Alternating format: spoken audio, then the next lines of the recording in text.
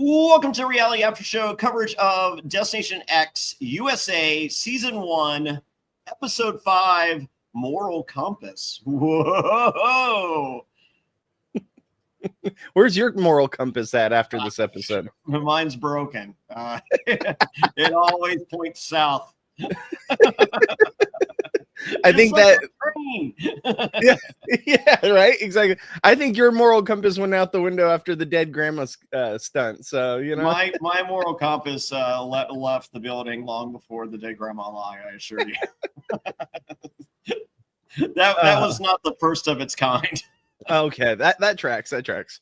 Yeah. So no, this show, I lie about my measurement. I measure from my butthole. What about you? I mean, does a forearm count? Like, you measure from your forearm all the way around? You know what? Whatever looks the best. That's all I can say.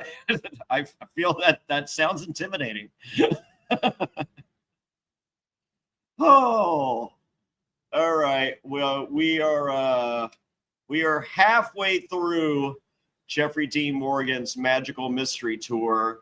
And Bobby is a little locked up. That's okay. He's going to come back. I have full faith that Bobby will be joining me shortly.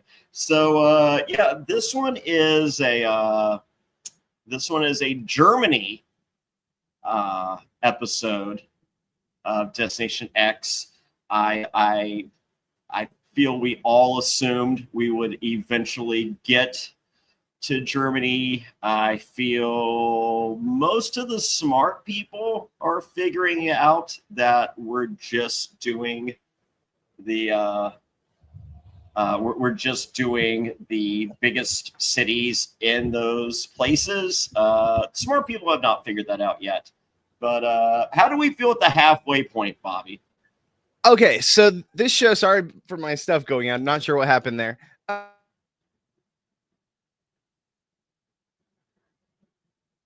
Up and be pretty good. Am I going in and out? You're going in and out. All right. I'll let you talk for a minute while I figure this out. Yep. So Bobby's going to do a quick reboot, and I'm going to tell you about my adventures in Germany when I was a senior in high school. We had a Europe trip that it was basically, for middle income families, something that your family saved up for a few years. So then for your senior year of high school, you could go on this the senior trip. And my senior trip was Germany, Austria, and Italy. And I can't remember which one we went. I want to say, I don't know. It was either Germany or Austria. It was Italy last, and I will say that in Italy, no one liked the American guys in Italy, but in Germany and Austria, everyone was very kind to me in particular when I was there on my senior trip.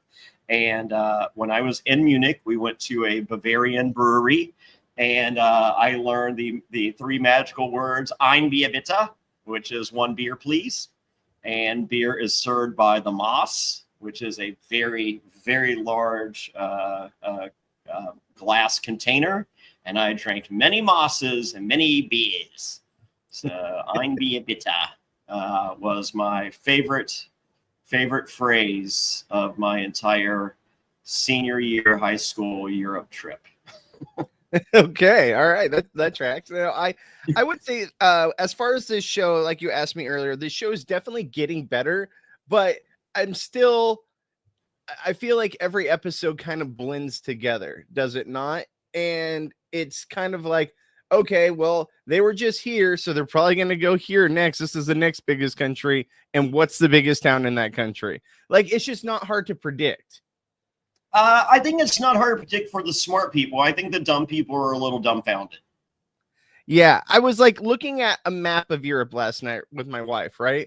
Yeah. And you can just see how they decided to drive this whole pattern, right? And it looks like Yeah. obviously they're going to Austria next episode because Yes, that's Austria is obviously, once again, when I did my senior trip, it was Germany, Austria, and Italy. yeah, Or exactly. Germany, Italy, whatever.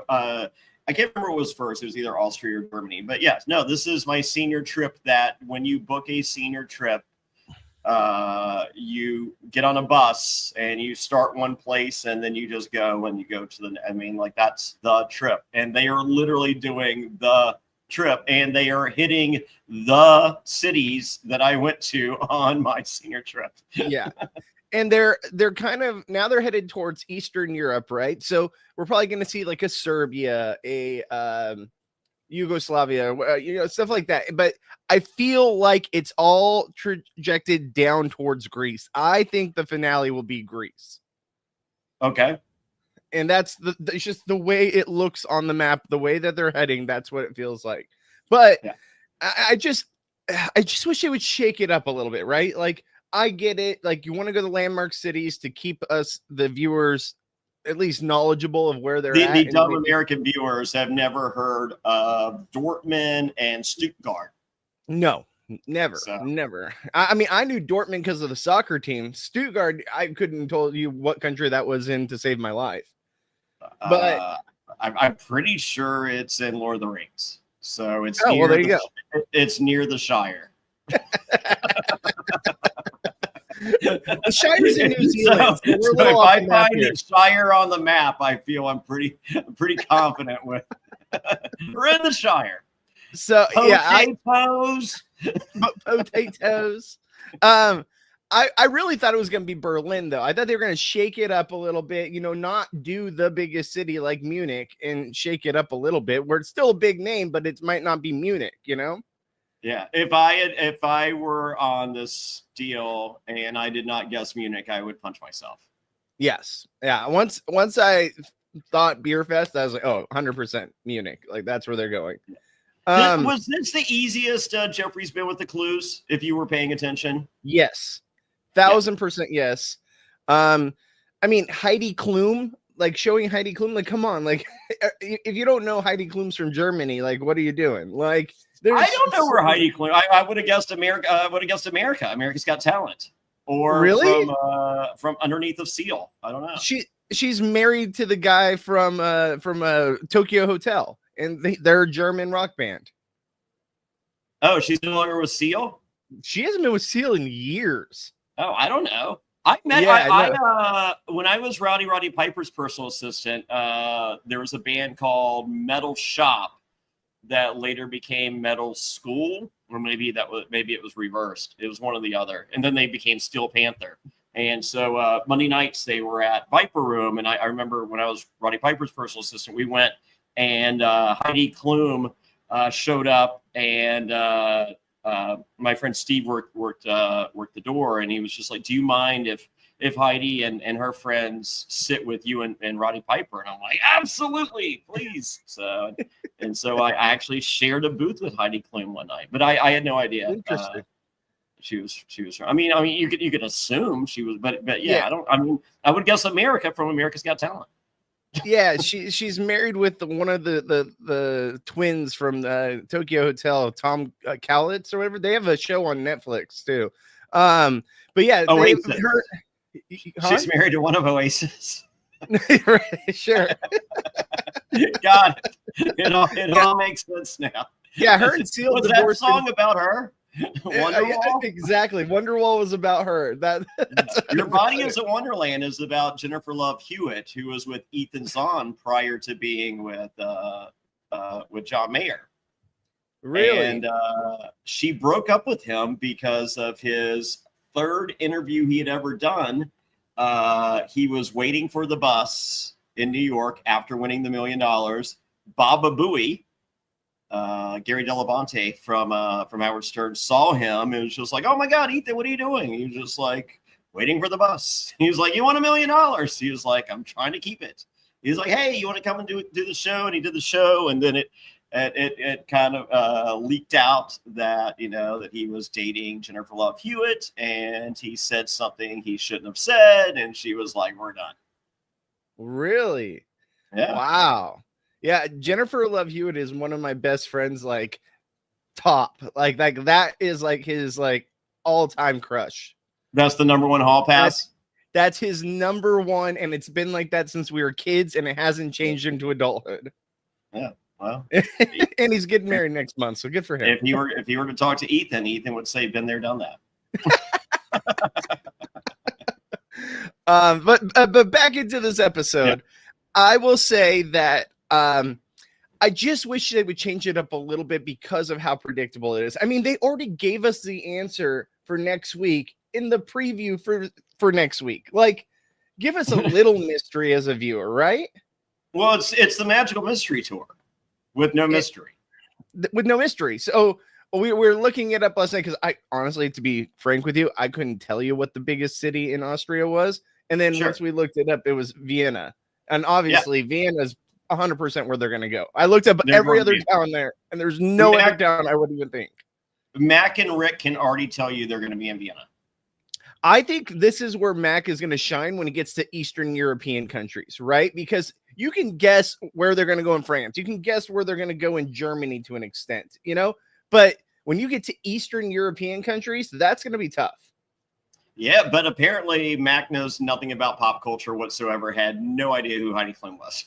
It's like, no wow, she's a pretty white girl. Okay, little on the older side. I mean, how do you Mac not know kick her out of the bed for eating potato chips. So I think we got a lot more Mac this episode than we had gotten in the past, and I'm happy to see it. I think the edit was, we're going to build Kim up for the mid-season drop, and then Mac is going to take Kim's place. And if that's the case, I'm more than okay with that. 100%. And by the way, we lost our winner pick. Like the chick that we've been hyping up for the last couple of weeks, thinking, hey, we're getting winner edit vibes. She's gone. Did you expect that? No. I mean, halfway through this episode, I'm just like, wow, they're really doubling down on she's a solo player that does not want nor will receive nor accept help from anyone else. And we how did that work out? 100%. I was shocked that we lost Kim. I mean, yeah, exactly. You're going to lose someone, especially when they're not wanting to work with anyone and they're wanting to do that solo. You know, I can do it on my own. I don't need anyone else. I'll figure it out. That's not how you play these games. That's just in Survivor. Imagine trying to do that in Survivor, being like, oh, I'm going to be the lone wolf. Oh, cool. You're just an easy person to target.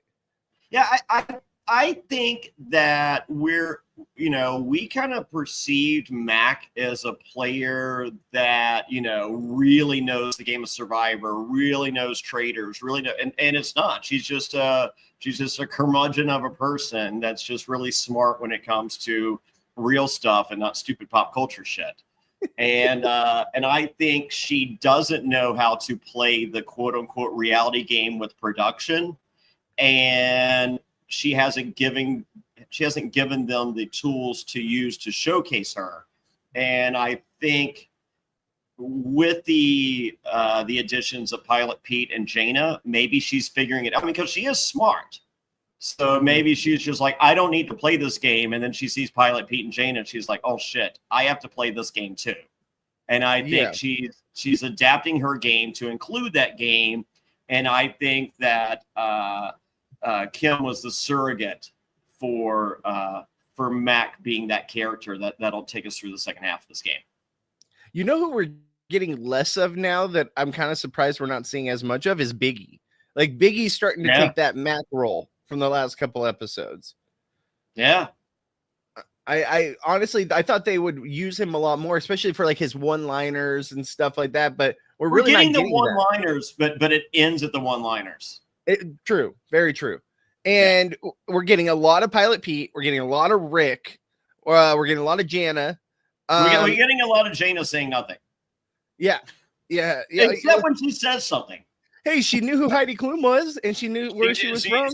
And she knows how horror movies work with black people. Yeah. Did you agree with that? Where she's like, they're always like the third or fourth one killed. I'm like, Yes. they're usually like the first or second in these movies, No, in movies and stuff, aren't they? no. It's always the hot white girl with the big tits that shows her tits for some reason at the beginning of it. True, that is true. Yeah, I thought Scary Movie made fun of it in one of their movies where they're just like they're always. I think the they've first made fun of it in every one of their movies, Bobby. True. That's the Very true. Of the franchise. That's very true. No, but it's funny because I look back at the movie and it's funny how accurate it is to even nowadays movies, man. It's just how it is. So no, but I thought that honestly, I thought Jaina was really good in this episode. I think she's got a strong alliance. I think she has a good spot in that alliance too, where she's non-threatening. Compared to the other two, she is not as threatening as the other two, and I think that bodes well for her long term. Yeah, I think they'll I mean, you know, if she knows Greece and Greece is the final city and she's sitting there and Rick and Pilot Pete and Biggie are not, and Mac, say it's Mac or say it's Jaina, Shane, and Allie. Jaina wins. Yeah, no, I can see that absolutely. I think or Janae. Is it Janae? I keep forgetting. Yeah, sorry, I think it's Janae. That's what I said at first, but I wasn't sure because I heard you say that. Yeah, it's Janae. Yes. Yeah. So I'm getting very, very frustrated watching Shane and Allie. Are you? Like, I don't care about their love story. They're not giving us a ton of it, but they keep giving us like smooches here and there. And honestly, the game that they're playing is kind of frustrating to watch. I'm like, you guys aren't going to be able to do this if you keep pushing people away, especially at the end of the episode. Yeah. Well, I typically hate a showmance anyways. So, you know, if these are our bad guys, I'm cool with that. Yeah. I mean, you got to root against somebody, right? So we're down to what, the final 7, which it feels like we've been at the final 7 for a while. Who's to say? I don't. Are we at 8? I don't know. Whatever. Well, we'll eight this episode. Yes. Okay. Well, we're halfway through the Magical Mystery Tour. It's about to get grim. And Allie says good riddance to Ty.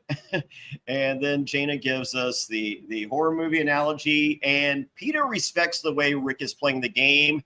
And also, Pete is tracking the sun every chance he gets. And I'm like, holy shit, Pilot Pete. This absolutely amazing gameplay. But how do they see the sun if their windows are closed off from them when they're driving? Like, that's what I'm confused by. Whenever they get a chance, I think we heard, was it Josh said in one of our exit interviews that like sometimes they would accidentally get a glimpse of something. Still, though, that's very spontaneous. And like he's like, oh, I've been able to track that we're going about 150 miles south, and then we turned around, and it's all based off the sun. I'm like, it's not tracking or computing in my head how he can track that so spontaneously. Well, he's not custodian Pete. He's Pilot Pete, Bobby. I think true. It's very true. Yeah. Look what the man did on the trailer. Garbage Man Pete has no idea. Garbage Man Pete thinks they're in Detroit. But Pilot Pete knows that they're en route to Munich. Rick's all funny story. I actually went to the sun once. He tours around the sun once a year with his rock band. You know that he moonlights. He does have whatever the Canadian version of a Grammy is. He does have one of those. So. Their name is actually Stars and Suns. You know, it's a weird coincidence. Yes. So it's 450 miles to Destination X. And this one's easy. Pair up and pair up with someone, number yourselves 1 and 2. And they're like, yes, I'm going to pick my number 1. They're going to be my person. And it's like, yeah, 1s are a team, 2s are a team. And I'm like, whoever did not guess that is a moron. Was that not the most obvious thing in the world? Like, the whole time I'm like, guys, it's obviously the ones versus the twos. Like there's not if you're Allie and Shane. I don't know. And I mean, this whole competition, was it super confusing for you? Because I was not following along at all in this competition. This is a little tougher. This is why they're choosing cities like Munich and not Stuttgart, because we're confused enough just on what the first challenge was. So I felt like I was watching the Genius UK for a second, because I was like, okay, so why would Pilot Pete not want to guess anything? Like, so that they get the red herrings, but then how does that help you? Very confused. You get the wrong places. So, all right. Well, I don't know. So, leave your goggles behind. Team 1 is Mac, Biggie, Rick, and Shane. That's all you really need to know. And we then learned that Janae runs 2 alleged businesses, allegedly. Okay. I'm guessing one of them is a social media something, and the other one deals in social media. Yeah, I think that's pretty spot on. Yeah. Or if I'm completely off base, if gun to my head and I had to guess, I would guess one has something to do with being an influencer, and the other one is influencer related. But those are my only 4 guesses. They're gonna have a lot of projects to work on after the show. Let's give them that. Okay. All right, so yeah, go ahead. 2 businesses, Bobby. 2. Yeah. I mean, so really there going was a for whole it. thing yesterday. Like basically every single person from season 6 of Love Island signed a high 6-figure social media deal. Really? Yeah. So which Love Island season 7, which is the greatest season of reality television ever. It's on Peacock. There is a commercial before every episode featuring a previous Love Islander for either some skincare lotion or this week was Pepsi. When did this show become the biggest show in the world? Like last season, because I remember watching season 1 and it was like it did okay. It was not the same. It's not the season 1 was stupid. CBS. Tommy Trainer was here. One of our patrons and a friend of mine, and I watched some of season 1. I tapped out. It was boring. And he was just like, I remember talking to you about Love Island season 1. You said it sucked. I'm like, it did. It left. CBS canceled it. I think it left CBS and finished somewhere else. I don't. Whatever happened, it finally NBC got the rights to it and was like, fuck this bullshit. Yeah. We're doing Love Island UK in America, because we were doing the very soft version of Love Island. Yeah. So we're doing the real version of Love Island now, and they fucking. I like the hot guy 3 episodes ago. He was just like he was at breakfast talking to Ace, and Nick's like, dude, last night we're sitting there cuddling, slip it in, best 18 seconds of my life, and I'm just like, holy shit. So is it like how it used to be, where it's like, and then he's just like, she was like, so we're a couple, and he was like, I'm still kind of open. She was like, well, maybe my legs won't be open moving forward. Oh, yeah, well, that will happen.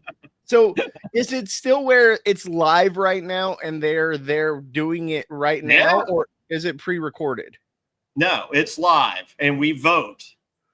So there's all kinds of fan interaction. People are losing their minds. Like viewership is up like 700% over last season. It's on everything. It's on every one of my feeds. Yes. Everyone's feed it like they're compared to Oppenheimer and Barbie. It's Love Island and World War III. Yeah. That is 100%. Everyone's social media. Yeah, and with dash of the traders in there.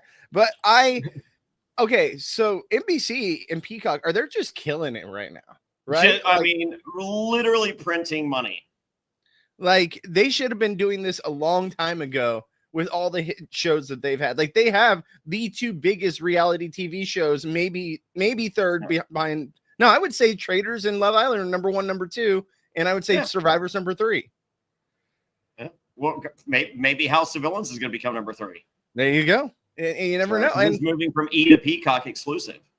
So my wife the other day, she was like, babe, I see Love Island everywhere. I started it. She's like, do you want to watch it with me? I was like, babe, at this point, we are already 72 episodes behind. You are not 7. You can catch up real quick. I don't know if I have it in me. And it is the greatest, like literally back-to-back episodes, the 2 greatest episodes of television I've ever seen, of reality television ever, and trumps the Dead Grandma line. All right, people in the chat, you guys let me know in the comments, do I need to start watching Love Island? Should I pick it up? As someone who hasn't watched since season 1, actually, and during the COVID year where they were in Las Vegas when it was on CBS, I was actually there staying across the street on at a hotel, and we could see them on the roof. I remember that. Allegedly, they're filming season 50 of Survivor right near where Casa Amor and the villa are, and you will learn about Casa Amor. It's the greatest thing ever. They can these survivors can hear them screaming, "I got a text!" on at the villa. It's that close. Wow, interesting.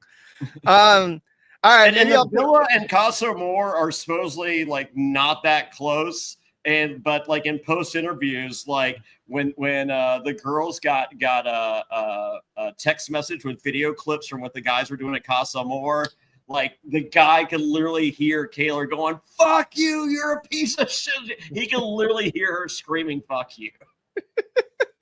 Maybe I'll start it, and then maybe we can do a podcast where it's like me as a virgin to this show coming on. You're gonna lose your mind. Like the first You're episode. Just gonna I send you the clip of the guys like, "What's this?" And then it's like, "Oh my god, I can't believe it, Hodo, what are you doing?" I maybe you did, maybe I missed it. I'll have to check. I've seen everything else. Everyone is recreating it, talking about like them in like Mamacita, Mamacita, exactly. Mamacita. they're talking about Bieber is even doing Mamacita. Really? Oh my gosh. Yeah, this show is huge. And I remember there was a guy that did one where he's like, it was showing a husband, and he's the first episode. He's like, "Oh, what is this? This chick stuff. This is crap." Yeah. That's the clip I sent you. That's the one you sent me. And then he's just on the couch with a blanket, be like, "She can't leave him like that." Or something. That is literally every guy watching season 7 of Love Island for the first time. All right. I'll have to check it out. You're selling me on it. So now back to the show we're here to cover. All right. So, well, they're on a train. They're heading to Hogwarts. So whoever had Hogwarts is their final destination. Do you feel like on the train that like even though like Max team won, like technically they didn't win, but they got the most correct, shouldn't they have still been able to get the view? I thought so. Like I thought it would just be you went through the trouble of fucking making the like it should have just been whoever does better. Yes, exactly. And how is it only 2 rounds? Like 2 rounds, so you get one guess, and then if it's not right, then you switch a couple things, and then it's just over. Yeah, like this was the second worst challenge I've ever seen in my entire life. Second only to $1 Million Secret. The thread and the needle. Yes. $1 Million Secret. The thread and the needle will go down in lore as the most WTF challenge of all time. Yeah, it sucks. So, well, they're on the Destination Express. You have to match 9 items with their city. Pete suggests throwing the first challenge to get the red herring, and then throwing the second challenge to get the other red herring, I guess, or to get rid of the red herring. Really didn't understand any of this. Kim doesn't like Pete's strategy. Doesn't matter. He's hot. And conversely, Biggie knows the other team is giving it all they got. You got to dig deep and know what you're playing for. Yeah, he would do great on Survivor. He knows how to dig deep. Because once you get to that final box car, that's where good things happen. And the fact that they sat there, I love the strategy from Pilot Pete, which he big brained the shit out of this, right? Where now you know what direction you're not going in, but we still don't know as viewers, do they get to see a graphic? Because we saw the graphic of, hey, it's this to this, and it's a red line saying this is not where they're going. The graphic would have helped a lot, but I don't think they got that. I don't know. So, well, they got the good team got 7 out of 10, and they maybe Frankfurt or Dortmund. Pete's team sitting back again. Mac's team gets 6 out of 9. It's Stuttgart and Hanover. And they're going to miss the Oktoberfest clue, which they are blatantly given as soon as they get to the little Grimm's Fairy Tale cottage. Yeah. So what did you think of all the hints in the Grimm's cottage, whatever it was? You know, like they gave them every single hint in the book that they're in Germany. Did they not? I think they gave them everything that was Munich. I mean, like, that's Oktoberfest. Like, Exactly. I mean, I've been to, like, you go to Munich, it's Oktoberfest. Every day is Oktoberfest. Yeah. Yeah. That's the gimmick. Yeah. So it's like when you go to, what's the city that does it? Like, it's just a gimmick. Like what you call, like when you go to Hollywood, you know, it's the Chinese theater, you know, it's the walk of fame, you know, that's Hollywood. Yeah. Munich is Oktoberfest. I would love to go there, man. I think that's one of my top spots I want to go. Yeah, I'm gonna replace that one with Amsterdam. So yes, that's true. It's here, revealed, not for the first time, but definitely double down on. Kim's not really a sharer. Kim would do well in prison. Kim would do well in prison. I agree with you. You know, Kim's not going to get pushed around. That's for sure. Yeah. So Allie's not going to work with Peter and Janae. All right. And Rick is already thinking it's Munich based on half a clue. Yes. Like, good for him to pick it up. But like, yeah, to tell him like, I hope you guys are hopping for joy, or whatever it was that he said. And like, I can tell something's brewing. Like, come on. I don't think anyone picked up on that. Like you literally see like Rick get a hard on. And I think everyone else is like, okay, like, when are we going to get clues? Yeah, it's true. It's very like, true. Why is this guy talking about hopping and brewing when all I want him to tell me is a clue? What an asshole. It's true. Was it as obvious as him showing his red shoes and like his you know, like, come on. Yeah. So let's see. Goggles on, goggles off. They're in the Black Forest ham. Here we go. There's fairy tales, there's pink smoke, there's lederhosen. Try spelling that without autocorrect. And they're gonna play the swapping game. There's a very rich neighborhood in the city I grew up in, and they play the swapping game. It's you put your I don't know. Have you ever done this, Bobby? You and the wife, you put your car keys in a bowl, and are you familiar with I know what you're talking about. I've never played it, but I know what you're talking about. Yeah, it's called a key party. Yeah. Yes. I guess that's a little different than the swapping game. Now it's called Uber. Nope, I don't think you understand how a key party works. Then tell me how it works, because maybe I'm mistaken. Oh, so you go with your wife, right? Okay. And you put your key in a bowl. Okay. And a bunch of couples do this, and then the girls they randomly grab a key out of the bowl, and then they go to a room with that guy. Oh yeah, that's not at all what I was thinking. I think we're talking about like a sober driver thing or something. No. It's a swapping game. Okay. Yeah, I don't think my wife would be down for that. Who's to say? I know she wouldn't be down for that. I would bring like a Ferrari key and put it in there, and then be like, "Hey, who's got the Ferrari?" I'm like, "I got a Ferrari key," and they go, "Oh." Oh shit. Have you played that game? No, I am not. Okay. I have not played. I've not been invited, nor have I. You know what? I think I have been invited, but I'm good. How do you think You don't Jessica know would what- enjoy that? No, well, no. Exactly. I'm talking pre-Jessica. Okay. All right. Yeah. No. Post-Jessica. No, we're good. We're good. We're good too. Yeah, I think I'm set. Yeah. No, sharing does not necessarily mean caring. No. So, It just adds more problems. yes. Well, this swapping game is equally as dangerous. There's 3 poisonous apples. There's 2 mirrors. Hey, there's mirrors at the key party. They usually have cocaine on them. And then there's 3 cookies. There's lots of cookies at a key party. There's probably a few poisonous apples too. So you know what? You're probably right. So they all say what they got, and then they get to they're randomly chosen in a random order. And Allie takes Rick's mirror. Kim's like, there's gonna be one of these dumbasses that's gonna take my apple. Rick is that dumbass. Yeah. So, and then when it's all said and done, Allie has an apple, Biggie's got cookies, Peter's got cookies, Mac's got a mirror, Kim's got an apple, Shane's got cookies, Rick's got an apple, and Janae has a mirror. Kim with the double bluff. Yeah, the double bluff. Hey, sometimes it works, sometimes it doesn't. And fortunately, it didn't work for her, but it did kind of work because she did get the message across that she wanted to. Unfortunately, she got swapped with the wrong person.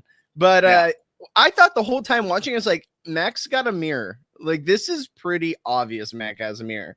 And Mac now has Harry Potter glasses. Did we notice this too? True. I would have never guessed Janae had it, but I was pretty dead on when I was watching with my wife. I was like, I'm pretty sure Mac has the mirror. She's very obvious about it. So, well, they get to go down the follow the trail of breadcrumbs, not gingerbreads, or I guess who cares? It's Heidi Klum, and she says, "Don't tell anyone you saw me." Well, good thing Ty's not here because she would have. Oh no, she would have not told. Never mind. Ty would have been the person for this one. By the way, Ty was lovely in the interview, and she was very upset she didn't get to meet Jonny Fairplay. Jonny Fairplay was with my 17-year-old watching Nazis get their faces melted off by way of Indiana Jones, Raiders of the Lost Ark. That was my Father's Day present that I got to enjoy on Wednesday. Very nice. That's fun. Yeah, it's great. So, and for those of you wondering, Raiders of the Lost Ark holds up very well. Really good movie. Does it? Yeah, some movies do not. And Raiders of the Lost Ark very much does. So, Mac has no idea who Heidi Klum is, and they can also send someone to the map room. Janae tells Peter. Mac chooses Peter. Janae chooses Shane. Guess what? For those of you not paying attention, drama is brewing and it's hopping. And Kim chooses, they're in the map room at this point. Kim chooses south of Frankfurt. Allie chooses Stuttgart. And Kim, get off my bus. And, actually, he does not say, he says, say what you got to say and see me outside. Which, some of these he's getting meaner and meaner, and she just says it's been real.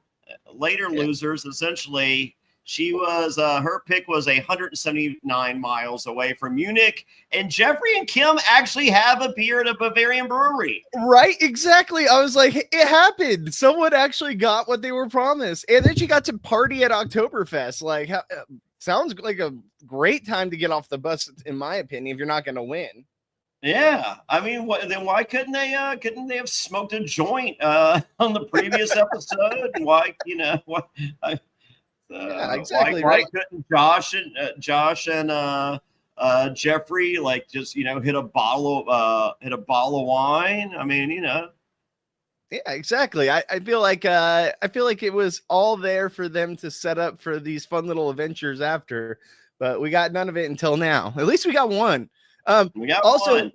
what did you think of everyone being so sad to see Kim go, but no one wanted to work with her? Like they were all like, "Oh, it's not going to be the same on the bus without her. Like this just doesn't feel like it's going to be what it used to be." I'm like, "But none of you wanted to give her any clues to help her stay." I think it's not gonna be the same without Kim's farts. Oh no, it's okay. You got Rick on the bus. We're still good. We got. Is it? I thought it was Pete. Which one's the farter? Was it Pete? Oh, maybe it was Pete. Maybe it was Who's Pete. to say? We'll ask Kim. We'll find out who the farter is. We do have Kim tomorrow. Very excited about that. And Shane says he feels ready to be very payback towards Peter. And Peter's like, LFG, let's fucking go, dude. Yeah. Like Shane, first off, who do you think you are? It's Shane. You are no Pilot Pete, sir. You were no Pilot Pete. And he didn't even do anything wrong. Like, yeah, he was just like, well, are you going to give him the info or are you going to work with us? She didn't want to work with you and she gave the info. So obviously you guys are doing the same thing to them. Yeah. I don't. Yeah. Pilot Pete doesn't suffer for fools. No. Pilot Pete's like, let's talk about this. You want to talk? Let's talk. Yeah. So Shane didn't have a lot to say when it was time to talk. That's true. That is true. Well, next time they'll be back. I mean, it's fucking Austria. Let's go. It's fucking Austria. Yeah. Hey, my note showed up after my note showed up. How great is that? All right. Oh, hey, there you go. But yeah, no, I mean, it was a fun episode. I think the challenge kind of sucked, the first challenge, but everything else, I felt like it's getting better. But it's hard for a show when you're getting better halfway through the season, right? Yeah. Like. Timing's not ideal. I think maybe Peter and Jana should have come in. Or Janae. I think. I mean, I don't watch television in real time. If I'm NBC, I'm showing the shit out of Destination X commercials during. Well, they're not. So Love Island is on Peacock, and Destination X is also on Peacock, but it's primarily on NBC proper. Yeah. To begin with, they are not showing Destination X commercials during Love Island. Yeah. And they need to be. Yeah. I agree. Because I guarantee there's a lot of people, they're just like, oh, fuck, Janae, that's my girl. Let's go. Exactly. They have the cross promo right there ready to go. I have not seen one fucking commercial for Destination X during Love Island. Interesting. Well, is what it is. We got Kim tomorrow. We're gonna have a great sit down interview with her. Check that out, guys. Who's to say? Anything else you want to promote before we get out of here? Go to JonnyFairplay.com. No H and Johnny. Links to my cameos and all my fun stuff. Check out all the other podcasts. We're covering everything.